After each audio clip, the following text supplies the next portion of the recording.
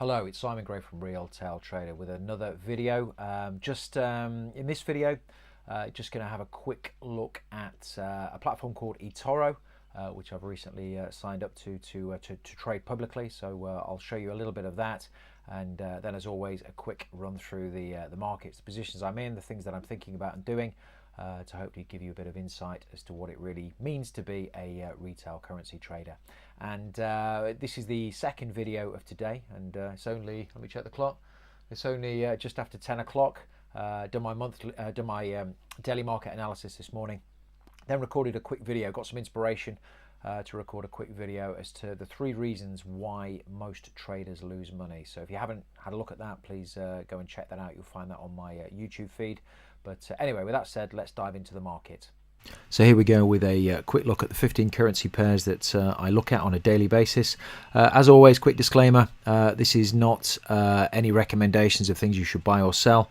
This video is just for information purposes only. Before you enter the Forex market, I would recommend you get some advice and get some training, because you can lose, as they say, more than your initial investments. So just be careful. The idea behind this is, if you're new to the markets, it'll give you some thoughts as to what a retail trader does. And if you're a bit more experienced, maybe you'll get some insight from some of the things that I'm doing. So quick run through the major pairs that I trade. They're major pairs because they're against the US dollar. On the pound, the cable, a little bit confused. I've got a question mark here as to what's going on, so I'm steering clear. If we look at the 240, the 4-hour chart, a little bit of strength coming in at that even handle, 1.30000. I think this market is confused. It's certainly confusing me. So if I'm confused, I sit on my hands. I don't bother with it. Euro. Daily, little bit of selling pressure there, not much to date. Again, it's a similar story to the pound. I'm trading a Euro GBP, Euro pound position. I'll come on to that in a moment, but I'm staying clear of the 2 major pairs. US dollar, Japanese yen. We're kind of at the bottom of this range here. We've broken through the even handle, but the candle hasn't closed on the day. Even handle 110.00. Again, not quite sure what's going on. Major pairs are not doing me too many favors at the moment, so I'm kind of steering clear. What I like to do is to be able to look at a chart. I've got my plan, I've got my edge, I've got my signals. I know what I'm looking for. If I don't see it pretty quickly, it probably means it's not a good opportunity for me.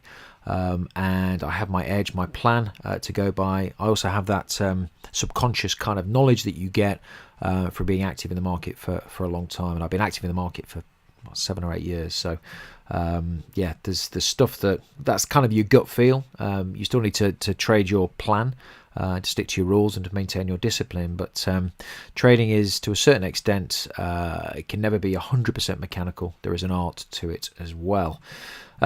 Swiss franc, the Swissy, yeah, we're in this consolidation up here on the daily.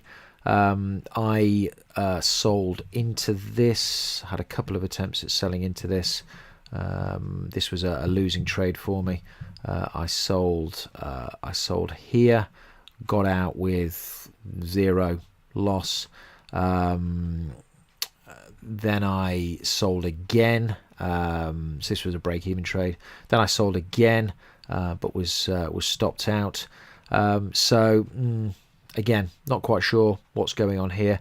When the simple moving average flattens out and it's going sideways, this could be because we've had quite a big move. This is the daily chart up to the top. This could be distribution, so we could be looking for more selling pressure breakdown here. But at the end of the day, I don't know. It's not clear to me, so I'm steering clear. Aussie, similar story. This pair has been bouncing around kind of in this range for some time now. There's a bit of trading down here below this low, but who knows? So less clear on the majors, less clear signals on the majors, which means that I'm steering clear. And sometimes the best trade to make is the trade that you don't do. So making a decision to trade is a trade, of course, but making a decision to not trade for a period of time is a trading decision, because what we're looking for is to maintain a decent win percentage, and what I mean by that is above 50%. If you have a decent win percentage and you manage to avoid the low probability losing trades, well, you don't need too many winners to be a profitable trader. So that's what I try and do. If it's not clear to me, then steer clear. So I am trading euro pound. Let me show you this. I'm trading this here and also on eToro, which I'm going to show you in a moment. So where are we? Let's just get this to load. There's a few pairs loading here, so let me show you this. Yeah, so this is the euro pound I'm buying. What we saw yesterday was a close above the 50 simple moving average on the daily chart. That to me is a signal to buy more. So I, on the 240, which is my trading time frame, I bought here, took off half the position here. That target was set just at the 240.50 simple moving average. I moved it slightly because the average was coming down. We then closed above. This was on the 2 o'clock candle yesterday. We closed above the 200, so I added here. We're now in a kind of sideways consolidation, but I believe there's a strong possibility or probability that we're going to push up into the highs here. This is a trade that I have on eToro. As you've seen with the majors, the cable and the euro, not clear direction really. So, you know, who knows? Again, I've got some locked in profit here. This trade, because I've locked in some profit and I've added it to my position, if it does reverse on me, I'm going to lose very, very little indeed. So, you know, the probability of this going up here, it gives me a really good win. If it comes back down, you know, I'll take a small loss. That's really what I'm aiming for. I'm not going to talk about all of the pairs. I'm just going to talk about the things that I'm doing, the things that I'm in. So euro Swiss franc, this is doing the same kind of thing as the other pair I just showed you. So we're kind of in this situation where we've had a move up, we've come to the top of the range, and I have an assessment that we're going to go down. This is in terms of my strategy, this is kind of it's a simple moving average or exponential moving average crossing the simple moving average crossover trade, as well as kind of a range top sell. It's been a bit frustrating. I've moved my target in slightly now.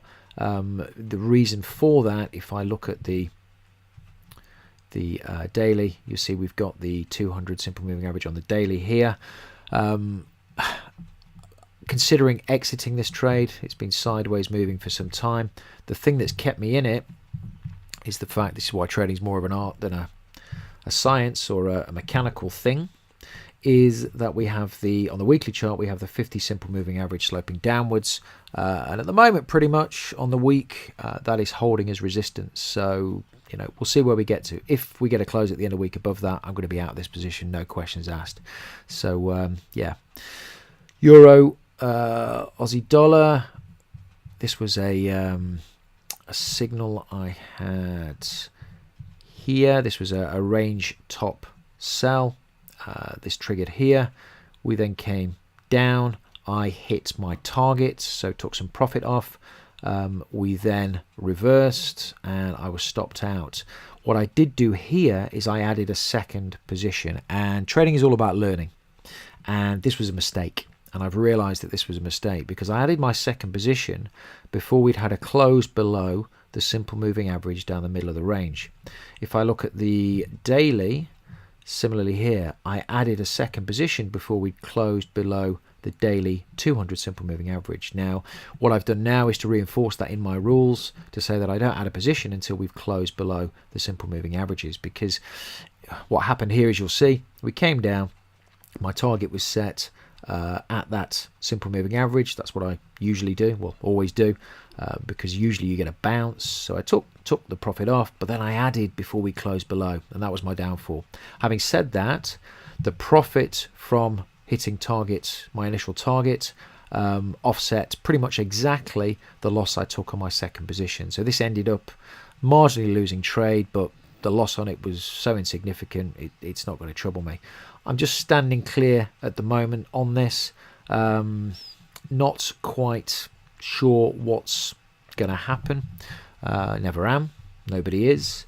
But the reason I'm not selling again is because what we have on the weekly, we have the 50 simple moving average. It's sloping upwards. That's potentially capping any downside momentum. So I'm just gonna stand aside, and there are better pairs to trade, which I'm going to come on to now. So I am in a short trade on the Swiss franc Japanese yen. We gapped down here over the weekend. I've got 3 positions on here now.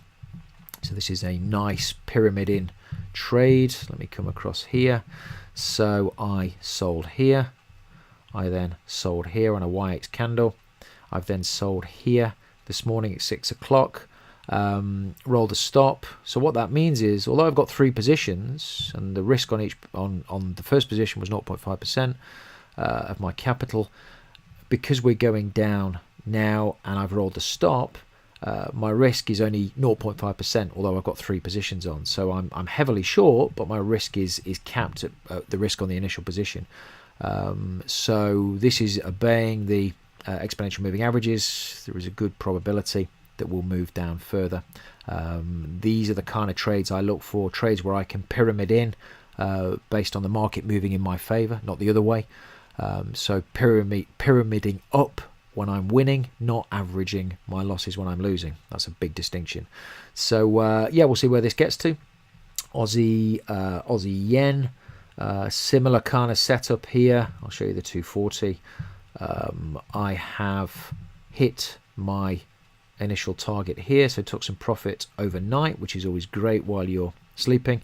Roll the stop to break even. Going to see where this gets to. I've not added to this one as yet. We'll see where we move to, but potentially we'll add to that position moving forward. The reason I haven't added is because I have exposure, 1 position exposure to the yen on the Swiss franc short, and I have 1 position exposure on the Aussie yen short. So if I added again here, in fact, no, I could potentially add here because I've rolled the stop to break even. I'm going to give it a little bit more time. As I say, you have a system, you stick to your system, you stick with your discipline, but trading to a certain extent is always going to be a bit of an art as opposed to pure science. Let me just show you this. So this platform eToro, I have recently, let me drag this across. I've recently just signed up to this. It's something I'd signed up to a while back, but never really did anything with. It's basically a way that I create a profile online. I've got a couple of trades in here. I've got my euro pound long. I've got my Swiss franc Japanese yen short, taking a little bit of heat at the moment, but that's not a problem. Stop loss is well away. And what this platform does is you can come in this platform and you can create a profile as a trader, which I do, or you can go in and you can copy people. So if you have funds available that you want to risk in the market but you don't want to trade yourself, you can go in and you can pick different people to follow. When they trade, you trade a proportion of your account, so effectively you're copying their trading. I'm not advocating you do this. Have a look at it, see what you think, but if you are interested in my trading approach and want to find out more, this is another place where I'm posting stuff. This was my morning market analysis this morning, and my username is not Realtail Trader on here, it is Simon G Forex. So if you want to check out eToro, then please feel free to do so. Okay, so there you have it, a quick overview as to what I'm thinking about, what I'm seeing, what I'm doing in the market, in the Forex market. Hope you found that useful. If you did, please consider subscribing to my YouTube channel and also hitting the notifications button. You'll also find me on the usual social media channels: Facebook, Twitter, Instagram, LinkedIn. I have a page on there as well. So please feel free to go and check those out. But as always, happy trading, stay safe, and I'll talk to you again soon.